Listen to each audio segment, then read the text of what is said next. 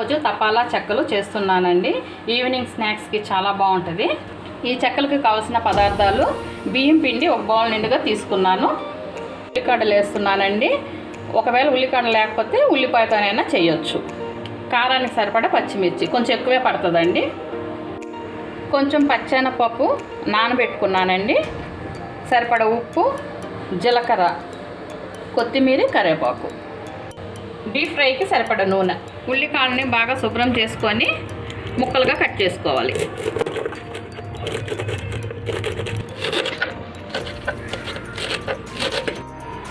పచ్చిమిర్చిని మెత్తగా మిక్సీ పట్టుకోవాలి. చెక్కలు ఆయిల్లో ఫ్రై చేయగానే కారం అణిగిపోతుందండి. అందువల్ల కొంచెం ఎక్కువే తీసుకోవాలి పచ్చిమిర్చి. ముందు ఒక గిన్నెలోకి బియ్యం పిండి వేసుకోవాలి.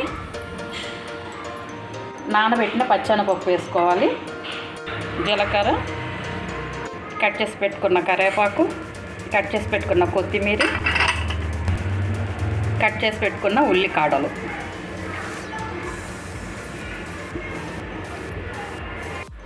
మిక్సీ పట్టుకున్న పచ్చిమిర్చి పేస్టు,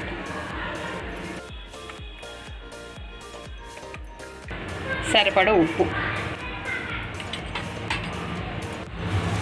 ఇప్పుడు ఇవన్నీ కొంచెం వాటర్ వేసుకొని కలుపుకోవాలి.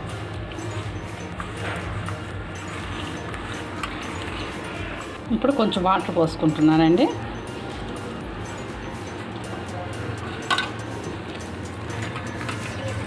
ఇది కలిపేటప్పుడు కొంచెం పలచగా అయితే కొంచెం బియ్యం పిండి వేసుకొని కలుపుకోండి.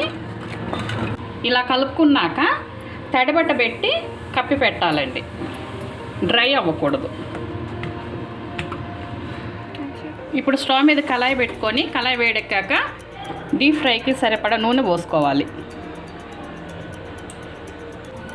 ఈ పిండి నానబెట్టకూడదండి.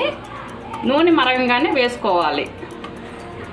ఇప్పుడు ఒక క్లాత్ తీసుకొని అది తడుపుకొని ఇలా పూరి పీట మీద పెట్టుకుంటున్నాను.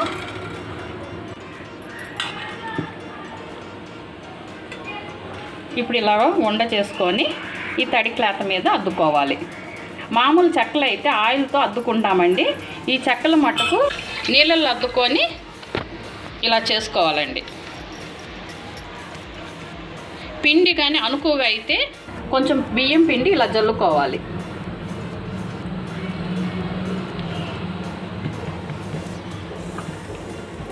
క్లాత్ తడిగా ఉంటేనే ఈజీగా వస్తుందండి. పొడిగా ఉంటే రాదు.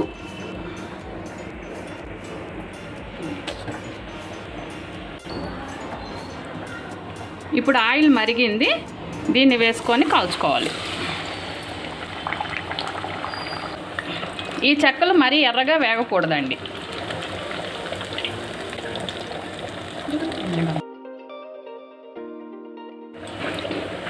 ఇప్పుడు తీసేయాలండి. ఇది ఉల్లిపాయ ముక్కలు ఇలాగ ఎర్రగా వేగినప్పుడు తీసేయాలి.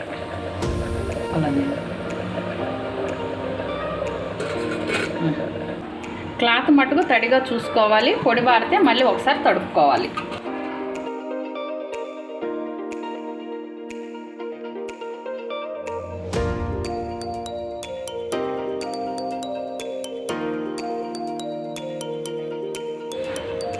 తపాలా చెక్కలు రెడీ అయిందండి. ఇది వేడిగా తింటే చాలా బాగుంటుంది. ట్రై చేసి చూడండి.